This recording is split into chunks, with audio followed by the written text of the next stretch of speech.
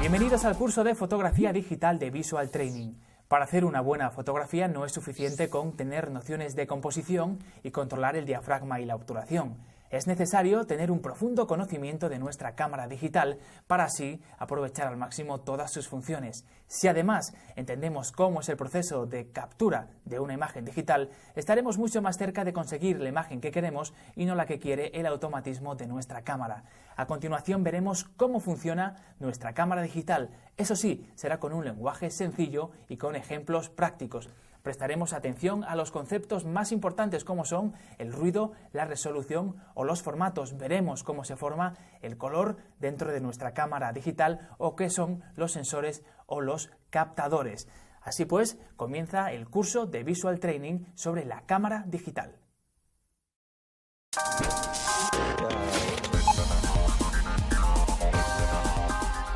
Hoy nos acompaña Ezequiel Blufstein, diseñador gráfico y profesor de la prestigiosa Escuela de Fotografía EFTI. Bienvenido, Ezequiel. Gracias, Juan Pablo. Vamos a tratar en este primer punto la imagen digital y el píxel. Cuéntanos en primer lugar qué es una imagen digital. Bien, principalmente tendríamos que explicar que existen dos formatos de imagen digital o dos formas de estructurar una imagen digital. Una es la que habitualmente se conoce con el nombre de sistema vectorial, que quizás es menos conocido porque es un sistema que quizás no sirve o no es tan práctico a la hora de representar una foto. Por lo tanto, se utiliza más para todo lo que sea gráficos y logotipos, imágenes planas, ¿vale? Por otro lado, tenemos este otro sistema que es el que casi todos alguna vez hemos oído nombrar la palabra bitmap, que significa mapa de bits, y que es una imagen que sí es un sistema fotográfico y que sí nos permite representar de una forma muy fiel una fotografía, y que se basa sobre todo en la utilización de un módulo muy pequeño, que es el que se conoce con el nombre de píxel. Así que píxel, digamos que es una unidad mínima, ¿no? Sí, podríamos definir el píxel como el átomo o la unidad más pequeñita en la estructura o en la composición de una imagen digital o de una fotografía digital. Te pongo un ejemplo. Nosotros estamos viendo ahora mismo esta foto en pantalla. Si tú pudieras meterte dentro del monitor, lo que realmente verías es un gran mosaico formado por millones de cuadraditos muy pequeñitos y cada uno de un color diferente. Bien, pues cada uno de esos cuadraditos es lo que se conoce en fotografía como un píxel. Así que cualquier fotografía que nosotros capturemos está formada por cuadraditos pequeños que no vemos. Exactamente. Las características más importantes, quizás si tuviéramos que definir de este píxel, de esta unidad mínima, podríamos simplificarla en dos. Por un lado, el hecho de que cada píxel es absolutamente indivisible, por eso es una unidad mínima, es como una especie de átomo. Es decir, no podemos fraccionar un píxel en dos. Y por otro lado, cada píxel puede llegar a tener un único color. Pero la característica más importante es que cada píxel de la imagen puede llegar a tener un color diferente del resto. Es decir, podemos tener 1 millón de píxeles en la imagen o 10 millones y que cada uno tenga en un momento dado un color diferente. No siempre sucederá, pero podría darse la situación. Muy interesante el mundo del píxel. Vamos a ver todo esto que nos has contado, Ezequiel, en el siguiente vídeo. Los píxeles se disponen en un espacio bidimensional que llamamos matriz. Cada píxel puede contener una cantidad variable de información que se mide en bits, que es la unidad mínima de información en informática. A mayor cantidad de bits por píxel, más información y, por tanto, más calidad de imagen. En el sistema binario, un bit puede estar representado por un 0 o por un 1. En una imagen a un bit por píxel, cada píxel puede representar únicamente blanco o negro. La imagen que obtenemos con esta cantidad de información es de máximo contraste, sin ningún tono medio. En una imagen a 4 bits por píxel, la gama tonal que cada píxel puede representar se amplía enormemente. 2 por 2 por 2 por 2 igual 16 grises distintos. Una imagen a 8 bits presenta una gama de 256 tonos, lo que permite una transición muy sutil entre los distintos tonos de gris que nuestro ojo ya no es capaz de separar, y hace que la imagen en escala de grises tenga mucho mejor aspecto. En fotografía analógica, la película está formada por pequeños granos de haluros de plata sensibles a la luz. Estos, al encontrarse muy juntos, forman la imagen que vemos. En fotografía digital, estos granos pequeñitos son sustituidos por píxeles. La imagen que obtenemos, ya sea a través de una pantalla o un escáner o una cámara digital, es un enorme mosaico de millones de píxeles. Un píxel solo puede ser de un color: rojo, verde, azul o de una mezcla de los tres, pero solo de un color. El píxel, Ezequiel, tan pequeño como importante. Pues sí, Juan Pablo, sí que es importante, la verdad, porque aunque realmente es pequeño y no lo vemos, el píxel es la estructura de cualquier foto digital que nosotros podamos hacer. O sea que realmente cuando nosotros estemos viendo una foto o editando o ajustando una foto, realmente lo que estamos haciendo es corregir píxel por píxel, aunque evidentemente no nos demos cuenta, claro. Vamos a ver en el siguiente punto cómo se genera la imagen dentro de una cámara digital.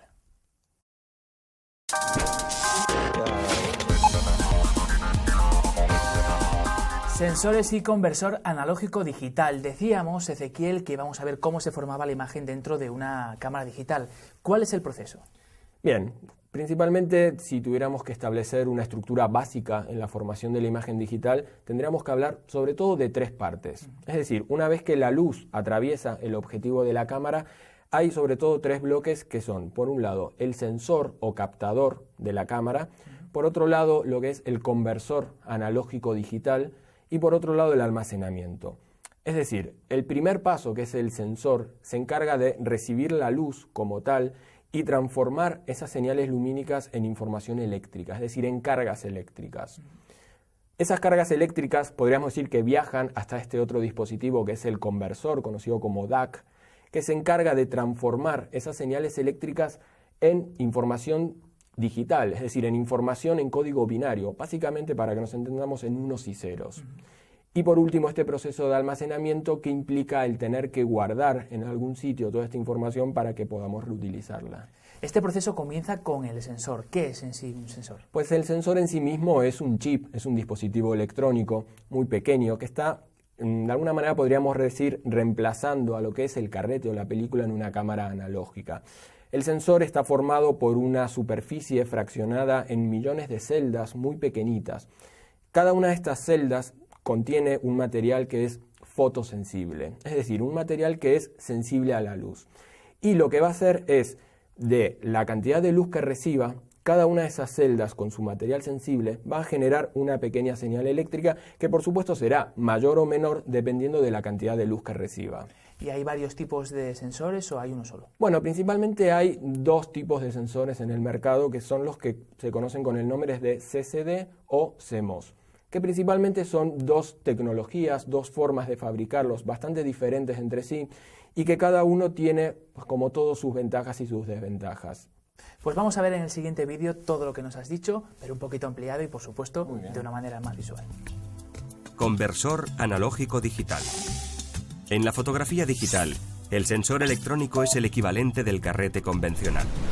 Se trata de un chip formado por millones de componentes fotosensibles que funciona convirtiendo la luz que capta en señales eléctricas que formarán la imagen.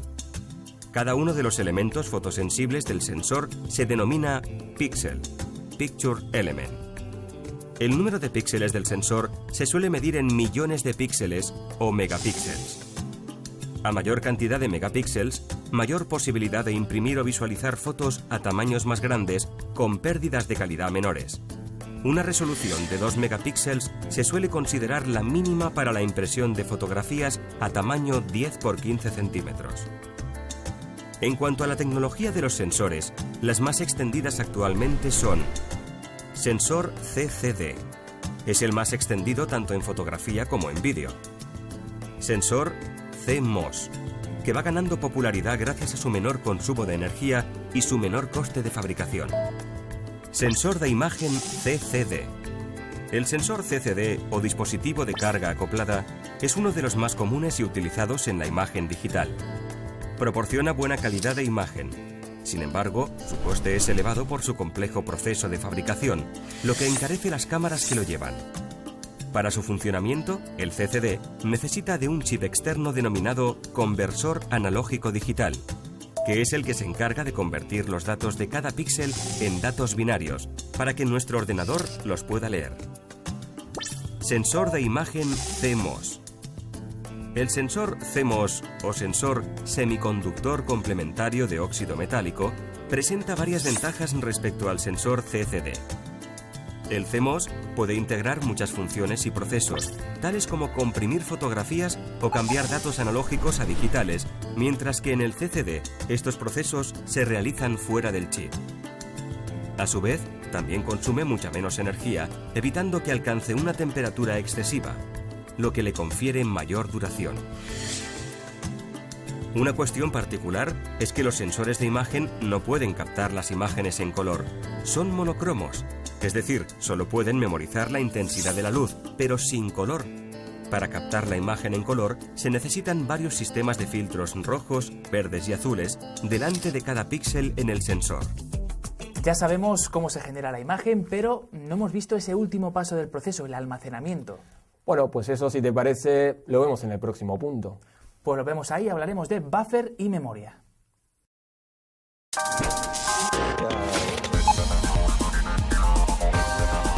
Decíamos que una imagen está formada por píxeles y esos píxeles por unos y ceros. Pero ¿dónde se almacena tanto número, Ezequiel? Bien, pues evidentemente la información que se genera, esta información digital, como bien dices, estos unos y ceros, hay que guardarlos en algún sitio. Es decir, hay que tener en cuenta que la información digital, los unos y los ceros, al final son información volátil. Es decir, no están escritos en ningún lado hasta que no tomemos la decisión de que esto se tiene que guardar en algún lado.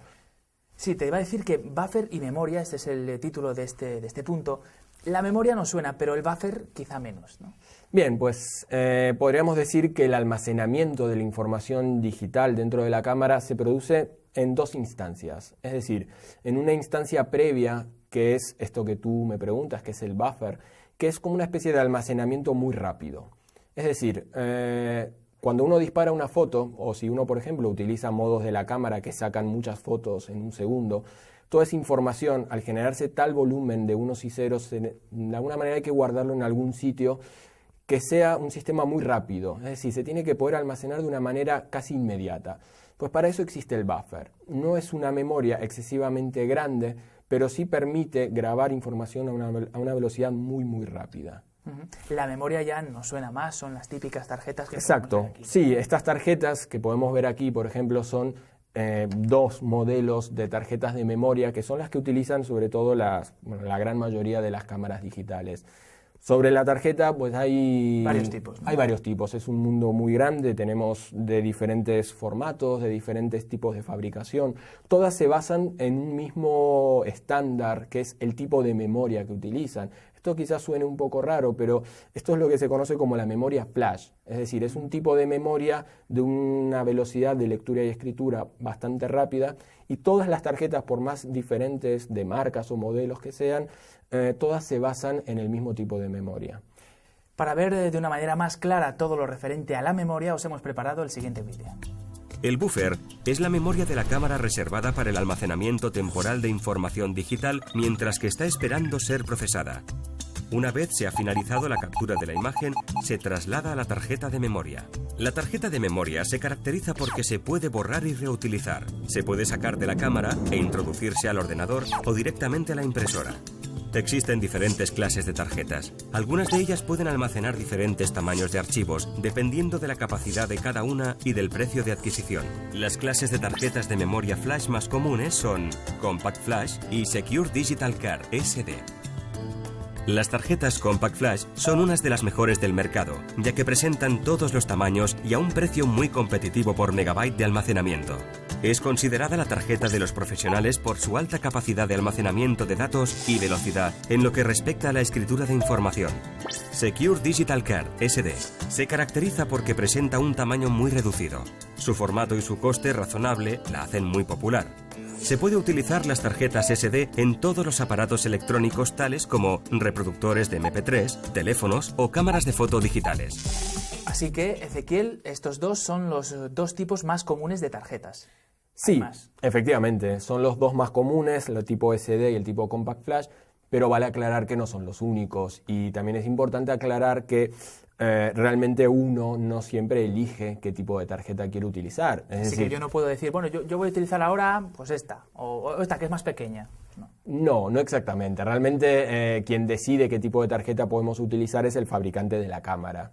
Es decir, la mayoría de las cámaras traen un tipo de tarjeta que admiten, pero evidentemente en cámaras profesionales ya podemos encontrar modelos determinados que nos permiten pues utilizar igual algo. elegir una o elegir otra, y en ese caso sí podrías elegir. Yo creo que nos ha quedado claro. Vamos a ver a continuación cómo se forma el color dentro de una cámara digital.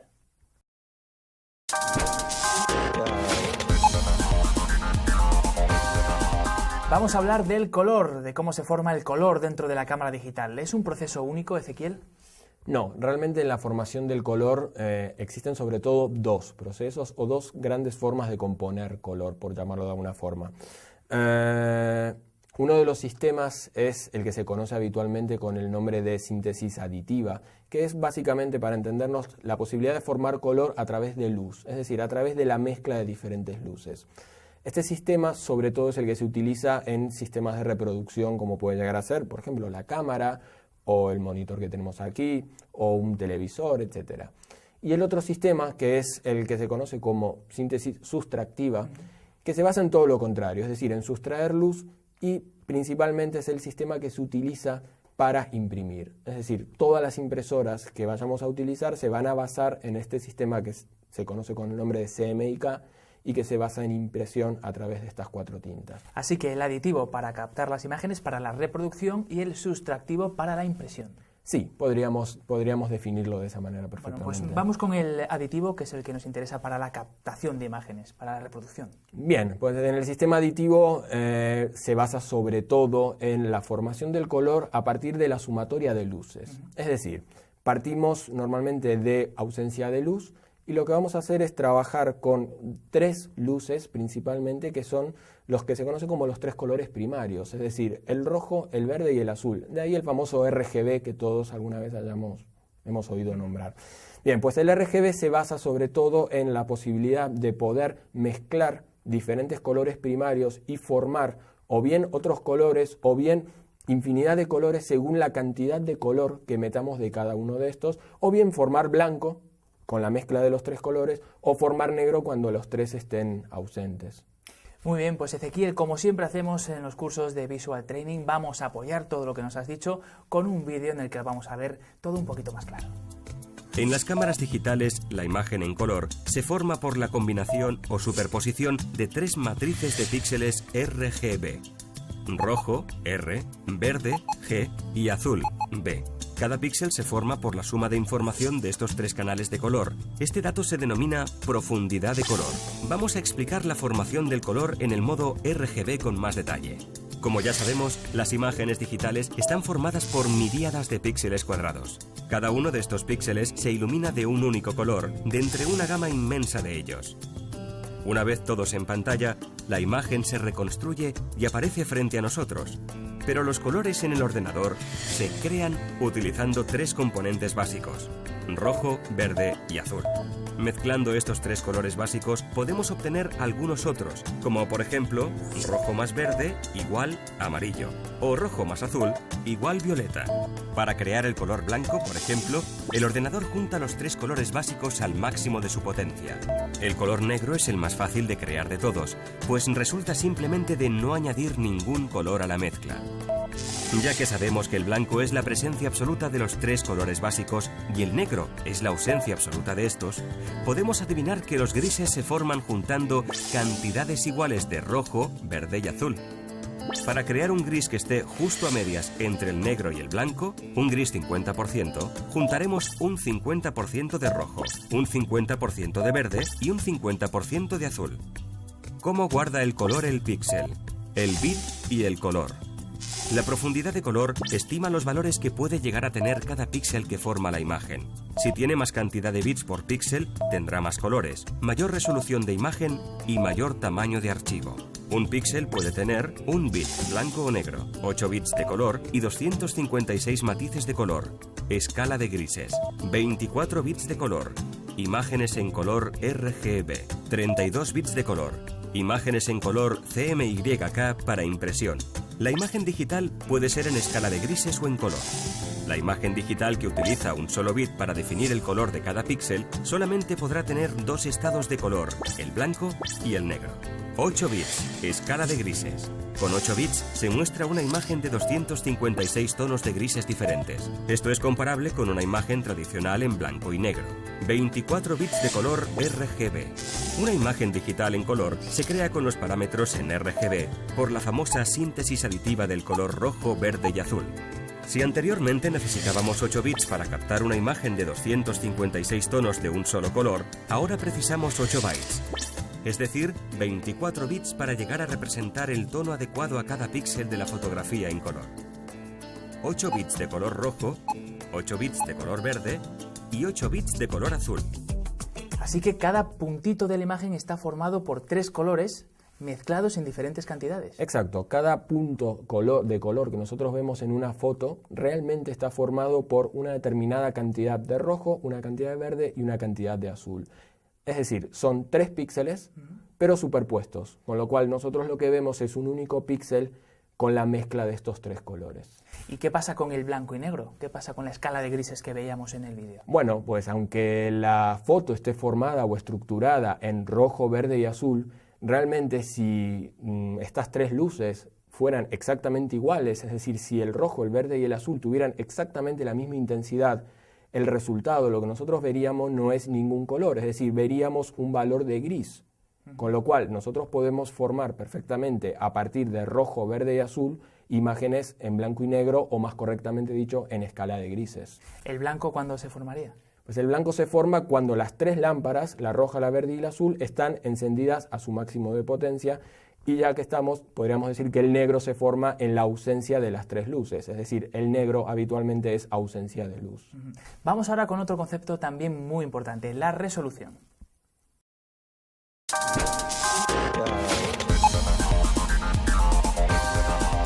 A continuación vamos a explicaros qué es la resolución. Bueno, más que va a explicaros qué es la resolución. Ezequiel.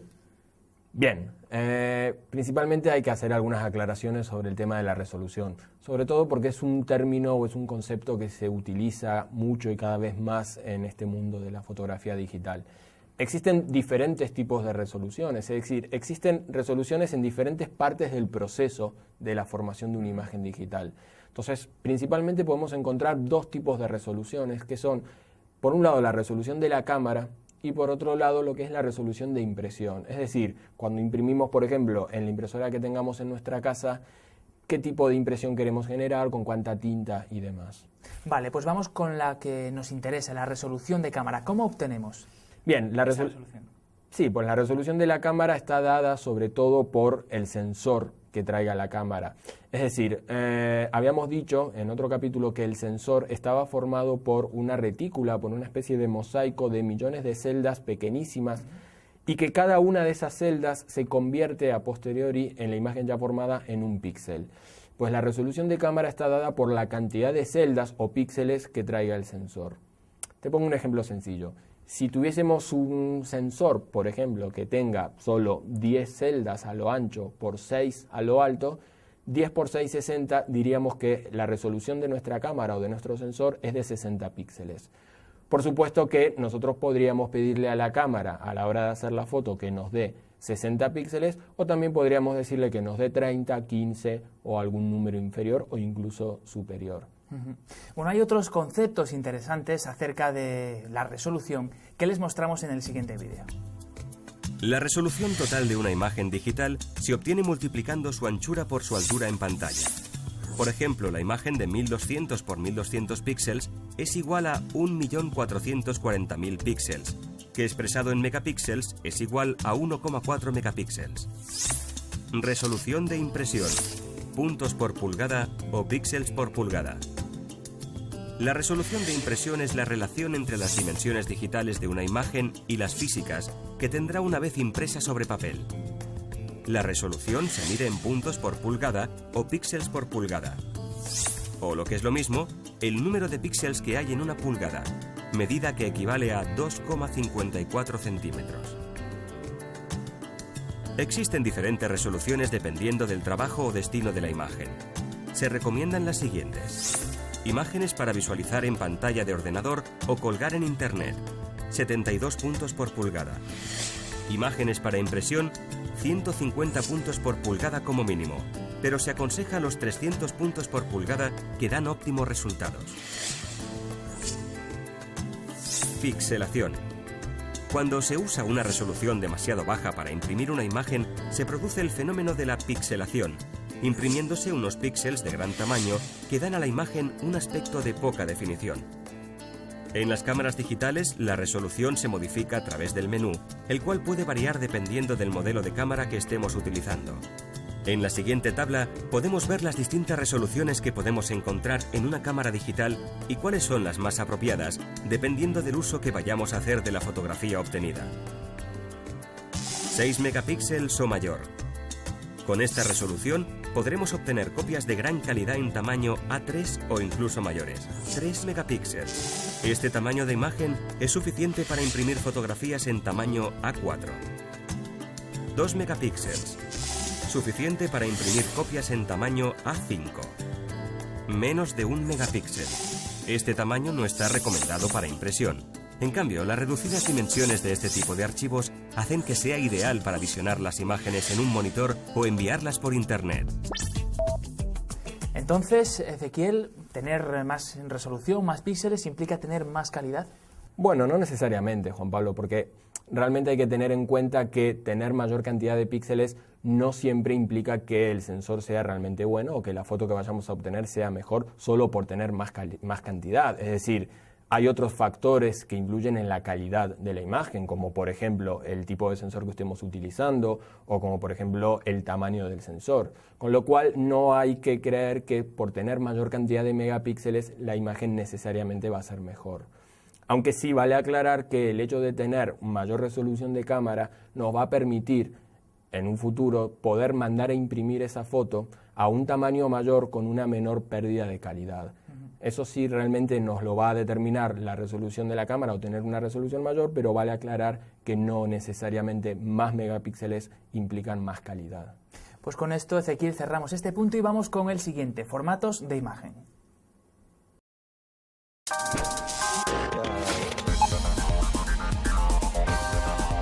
Formatos de imagen, así se titula este punto del curso de fotografía digital. ¿Qué es un formato, Ezequiel? Bien, Juan Pablo, principalmente habría que empezar a explicar qué es un formato dentro del mundo informático. Es decir, cuando hablamos de un formato hablamos simplemente de una forma de codificar la información. Es decir, no hay que olvidarse que todos los ficheros digitales, sean del tipo que sea, están formados por lo mismo, por unos y ceros. Con lo cual, el formato es el que de alguna manera le da sentido y es el que determina de alguna manera qué programa o qué aplicación es el que va a ser capaz de poder procesar esa información. ¿Y qué tipos hay de formato? Bueno, en las cámaras de fotos principalmente nos vamos a encontrar con dos formatos. Uno es el muy conocido JPG y otro es el no tan conocido formato RAW. Bueno, ¿cuáles son esas diferencias entre ambos formatos? Bueno, digamos que el formato RAW, en crudo o en bruto de su traducción, es una especie de formato en el cual nosotros le pedimos a la cámara que nos dé la información tal cual fue vista por el sensor, es decir, por el sensor que trae la cámara. Esto significa que cuando nosotros le pedimos a la cámara que nos dé o que nos genere la imagen en formato JPG, realmente lo que está haciendo la cámara es procesar la información del sensor y armarnos una imagen con unos determinados ajustes que nosotros ya hemos preseteado en los ajustes que nos permite elegir la cámara. Cuando nosotros hacemos una foto en formato RAW, le estamos pidiendo que nos dé la información en bruto, es decir, tal cual fue procesada por el sensor, sin ningún tipo de valor añadido. Luego, a posteriori, estamos obligados a tener que hacer una interpretación de ese formato RAW para que esa foto se pueda utilizar, mandar por mail o imprimir o lo que necesitemos. Pues completamos este punto con el siguiente vídeo. Las principales diferencias entre el formato RAW y el formato JPG son las siguientes. Formato RAW. El formato RAW no es un archivo de imagen en sí mismo, por lo cual es necesario disponer de un software que suele venir junto con la cámara para poder ver su contenido. Almacena 12 bits por color que le confiere un gran rango dinámico. Es un formato sin compresión que ocupa mucho espacio debido a que almacena toda la información recogida por el sensor de la cámara. Tiene un contraste menor y es menos nítido. No se puede imprimir directamente desde la cámara. Es de solo lectura. Los cambios realizados se almacenan en otro archivo. Formato JPG. El formato JPG es un formato estándar interpretable por cualquier programa fotográfico. Utiliza 8 bits por color y como consecuencia tiene un rango dinámico más bajo. Es un formato comprimido, por lo cual ocupa poco espacio. Tiene un contraste más alto y es muy nítido. Se puede imprimir directamente desde la cámara o publicar en una página web sin que sea necesaria su postproducción. Es manipulable, aunque se pierde información en cada retoque por sencillo que sea. JPG, RAW, pero ¿existen otros tipos de formato? Sí, por supuesto. JPG y RAW quizás sean los dos más conocidos dentro de las cámaras, pero por supuesto que dentro del mundo de la imagen existen otros muchos formatos. Sobre todo cabría mencionar uno que también es muy conocido y muy utilizado en la imagen digital, que es el formato TIFF. Bueno, vamos con otro concepto, el concepto de ruido.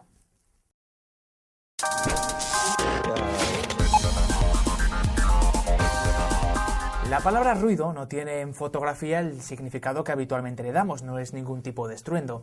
¿A qué nos referimos cuando hablamos de ruido?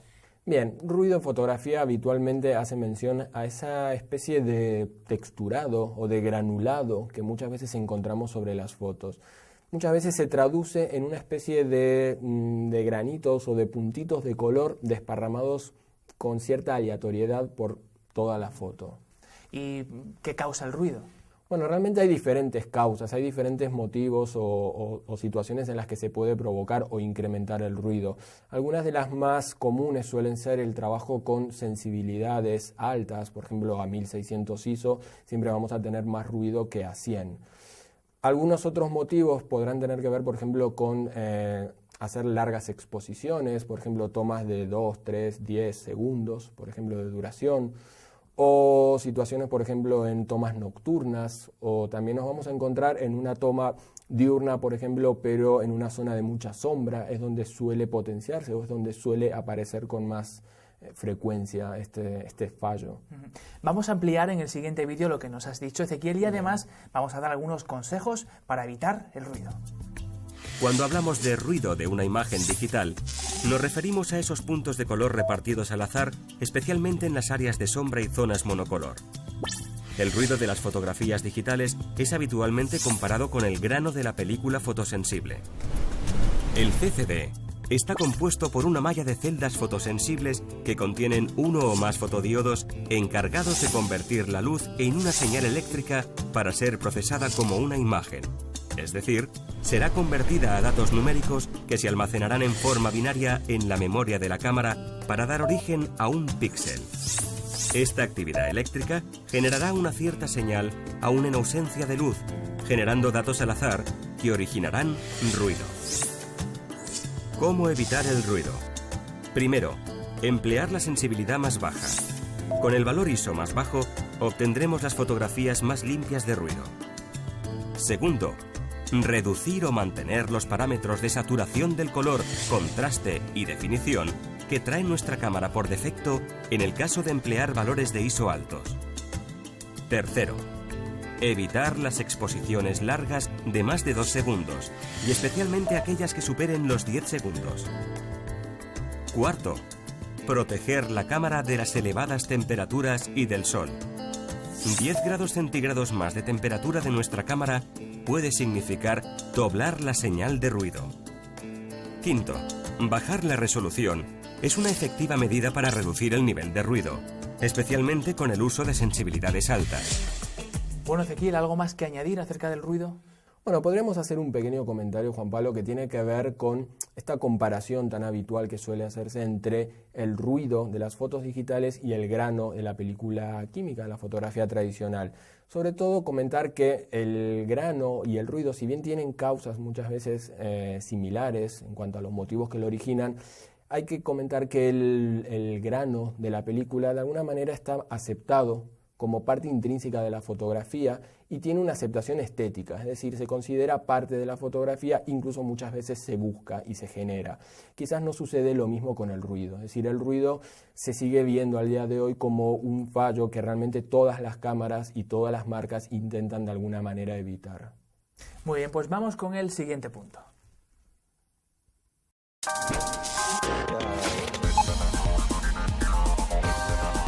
Vamos a hablar a continuación de ajustes de cámara. Las cámaras actuales tienen gran cantidad de parámetros que podemos personalizar. Ezequiel. Sí, efectivamente. Las cámaras, la mayoría de las cámaras tienen todos los que son los parámetros básicos y parámetros que han existido siempre, que tengan que ver con el control de la toma y demás. Pero sí es real que con el advenimiento de las cámaras digitales esto quizás se ha multiplicado y han aparecido muchísimos botones y muchísimas funciones y parámetros de ajuste que antes quizás no existían. Por supuesto que depende de la marca, depende del modelo y depende de muchas cosas que traigan mayor o menor cantidad de ajustes, pero sí hay unos ciertos ajustes, unos ciertos parámetros estándar que nos lo vamos a encontrar prácticamente en todas las cámaras digitales. Cuantos más botones o más funciones o parámetros, pues más personal podremos hacer nuestra foto, ¿no? Sí, sin lugar a duda. Cuanta mayor cantidad de posibilidades tengamos de setear y de controlar, evidentemente vamos a poder disponer de una manera más fina el tipo de foto que queremos hacer y todo lo que esté en torno a la foto. Vamos a ver el siguiente vídeo que nos explica muy bien cuáles son los diferentes ajustes que podemos encontrar en nuestra cámara digital. En el cuerpo de las cámaras fotográficas tenemos una serie de botones para facilitar el acceso a los diferentes ajustes. Cuanto más conozcamos estos, más partido le sacaremos a nuestra cámara y estaremos preparados para cualquier tipo de situación. En los cuerpos más ergonómicos, que suelen ser los de las cámaras reflex, el índice y el pulgar quedan situados en el punto exacto para poder modificar el diafragma y la velocidad de obturación y hacer uso del disparador. A continuación, vamos a aprender a utilizar el resto de botones que hay en los cuerpos de las cámaras fotográficas. En la parte superior de la mayoría de las cámaras reflex encontramos el acceso directo al cambio de ISO, al del balance de blancos y al de calidad de las imágenes. Con esto conseguiremos un ajuste muy rápido y adecuado a la escena que queremos captar sin necesidad de hacerlo a través del menú. La batería y las tarjetas de memoria también se encuentran alojadas en el cuerpo de la cámara. Ambas tendrán un sistema de apertura cómodo y seguro para que podamos acceder a ellas en cualquier lugar sin temor a que se nos caigan.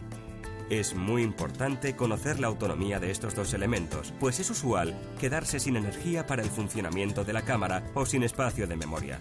Por lo tanto, conocer su consumo o su capacidad nos ayudará a calcular su autonomía y así evitaremos sorpresas. En el cuerpo de las cámaras también se encuentran alojadas las conexiones por las que podremos enviar las fotos a un ordenador o a un visor de imágenes sin necesidad de sacar la tarjeta de memoria. También encontraremos la conexión para el cable Syncro, cuya función es la de sincronizar la obturación de la cámara con el destello de la luz del flash de estudio.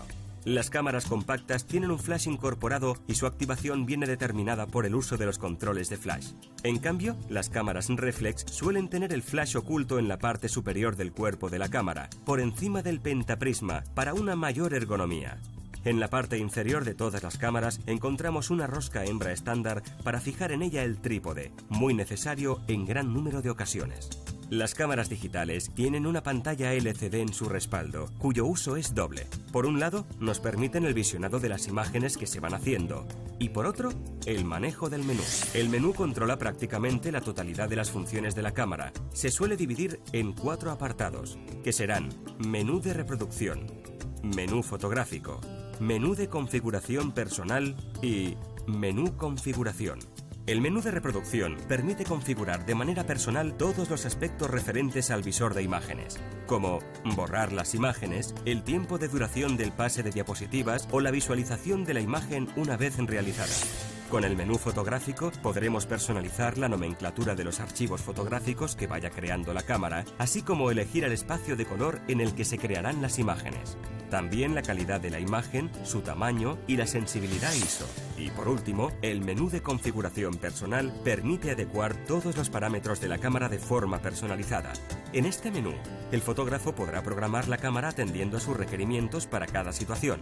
Es decir, creará varios programas en los que podrá guardar su configuración ideal. Por ejemplo, para paisajes, para deportes, para retratos, y en todos ellos tendrá una gran gama de opciones. Así que, Ezequiel, nos animas a no tener miedo ante tanto botón. No, por supuesto, hay que perderle el miedo poco a poco a la cámara, hay que ir familiarizándose con todas las opciones que nos trae y de a poquito ir conociéndola, que son muchas las posibilidades que nos da. Otro consejo de Ezequiel Blufstein, que hoy nos ha acompañado y que es diseñador gráfico y profesor de la escuela EFTI. Gracias por haber estado con nosotros, Ezequiel. Al contrario, muchas gracias, ha sido un placer. Y a vosotros os veo en los siguientes capítulos. Hasta entonces.